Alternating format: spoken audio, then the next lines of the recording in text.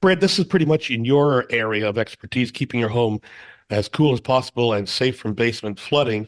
So, some of the things that I've been researching and that I think you want to talk about is the air conditioning will stop working when it's really hot outside. At least its efficiency diminishes. Apparently, is it true that when the indoor and outdoor temperatures are within 20 degrees, they work best, but they struggle when the air conditioning is above 90 degrees? And is that why when the temperature outside is above 90 degrees, things start getting slower to cool down in the house? Yeah, so the systems are set up at basically, well, I'm not going to call it an average temperature, but it's going to be set at a point that the capacities are adjusted so that a house cools when, it's normally under typical conditions. Some of the very hot temperatures that we have, it does take some units a little bit longer. Older units in particular will take time, and they may never even catch up to some of the heat that we're dealing with right now.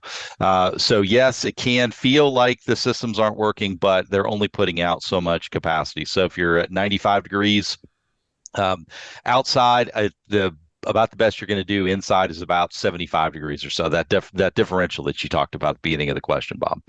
So some of the things that I do want to also mention though is a lot of people will set their system to on. Okay, if you have that fan on all the time, be careful about that in the summertime. What that causes is it will cause the humidity levels in your house to rise because the system itself is what they call short cycling. So it's not running for the full amount of time.